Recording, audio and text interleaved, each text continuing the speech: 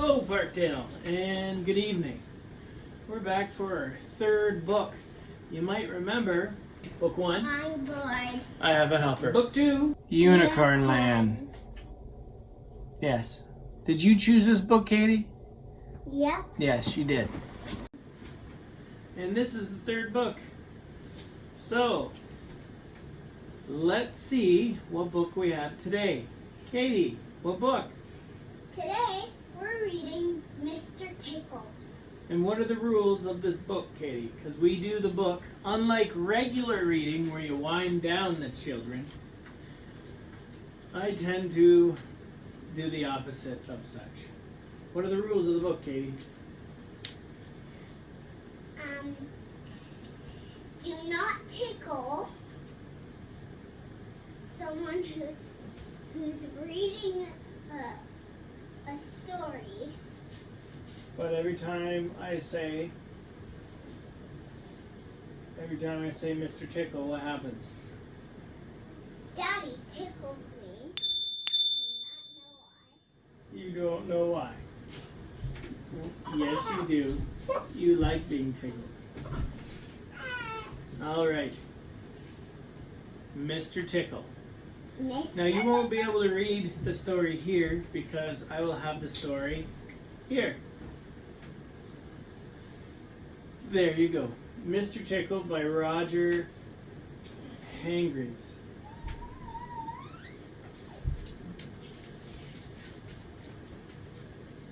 It was a warm, sunny morning in his small house on the other side of the forest. Mr. Tickle was asleep. You didn't know there was such a thing as Mr. Tickle, did you? Well, there is. Tickles are small and round, and they have arms that stretch, I stretch, know and he stretch. tickles me. Extraordinary long arms. When it says Mr. Tickle was fast asleep I and know, was it's having a terrible. dream. It must have been a very funny dream because it made him laugh out loud and it woke him up. He sat up in bed, stretched his extraordinary long arms, yawned an enormous yawn. Mr. Tickle felt hungry, so you know what he did? He reached his one arm out.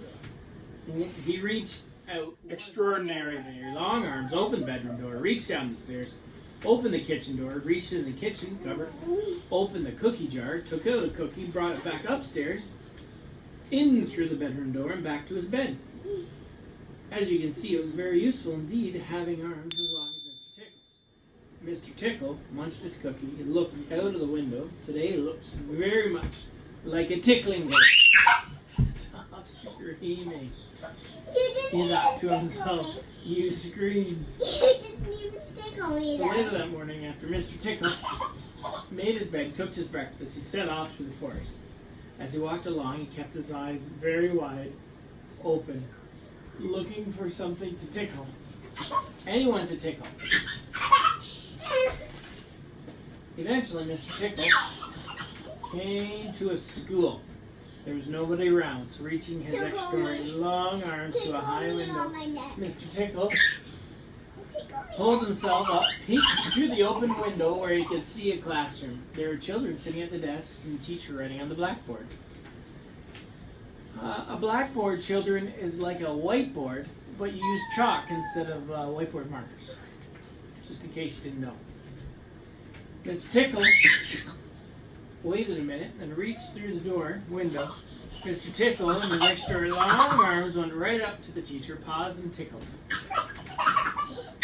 He jumped into the air, turned around quickly, and no one was there. But there was no one there. Mr. Tickle grinned a mischievous grin. He waited another minute, then tickled the teacher again. This time he kept tickling until the teacher was laughing and saying, "Stop it, over and over again." All the children were laughing too at such a funny sight. There was terrible pandemonium. Eventually, Mr. Tickle thought He had enough fun, so he gave the teacher one more tickle for luck. And then quietly brought his arm back through the open window. Chuckling to himself, he jumped down the window, leaving the poor teacher to explain what it was all about, which of course he couldn't. Then, Mr. Oh my God, Mr. Tickle. Tickle Oh my went God. to town. I almost ate And what a day Mr. Tickle had. He tickled the police officer on duty in the middle of the town that caused an enormous traffic jam. He tickled the greenhouse grocer and was piling apples near the shop window. The green grocer fell over backwards and the apples rolled on all over the shop. At the railroad station guard, he was about to wave his flag for the train to leave and lifted his arm in the air. Mr. Tickle tickled him. And every time he tried to wave his flag, Mr. Tickle tickled him until the train was 10 minutes late leaving the station. And all the passengers were furious. In England, in Europe, trains are very punctual. So them being late is not good at all. Then, that day, Mr. Tickle tickled everybody. He tickled the doctor. He tickled the butcher.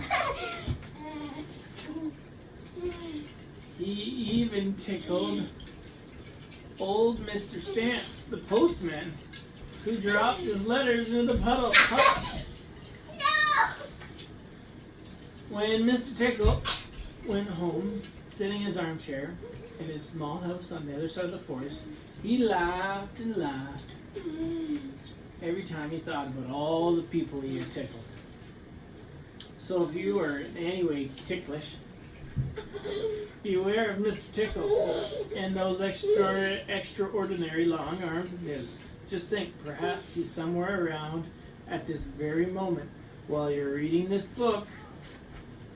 Perhaps that extraordinary long arm of his is already creeping up to the door of your room, opening the door, coming into the room. Before you know what's happening, you will really and truly be tickled.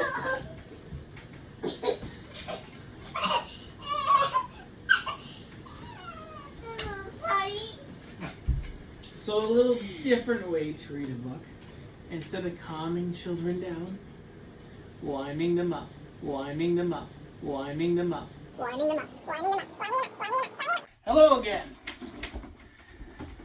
It's us here to read another book for you. Introductions? Here's my dad called Mr. Kirby, and I'm Caitlin.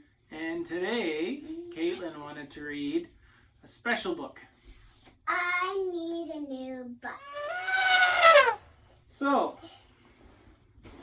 it is written by Don McMillan and illustrated by Ross Kinnaird. I need a new Butt. I need a new Butt. Mine's got a crack. I can see in the mirror a crack at the back. Did I do it on the slide or on the banister inside? Or when I jumped my BMX or with the fart that happened next? Of course, the fart. That's what blew my Butt. apart. Split the thing clean in two. Now I wonder what to do. I need a new one, a green one, a blue one, a fat one, or a thin one, a wood one, or a tin one. Why not an arty-farty? Butt. One not to be forgotten, with watercolors on top and a mural on the bottom. That's a crazy picture. Or yellow, spotted, purple dotted, a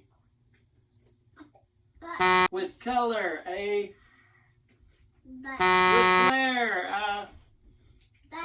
as bright as I dare to wear, Butt. as bright as Dad's underwear. That's not a fun picture. Or maybe an alien Made from a metal like titanium. Fireproof, bulletproof, bombproof. I'd like a... No, I'd like a... That's safety rated the right... A knight's... That's armor plated. Oops. What about a bumper? Made of chrome. Why not, I say, from a 1960s sport coupe. One made in the USA.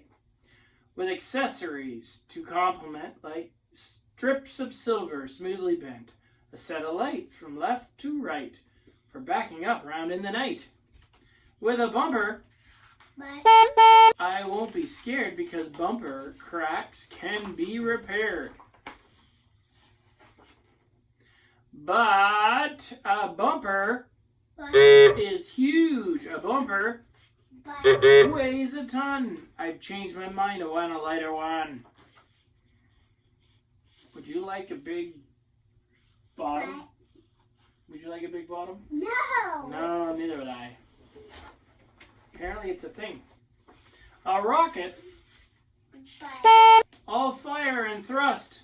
A robot. Now that's a must. No, I think it's all too late. This cracked is my fate.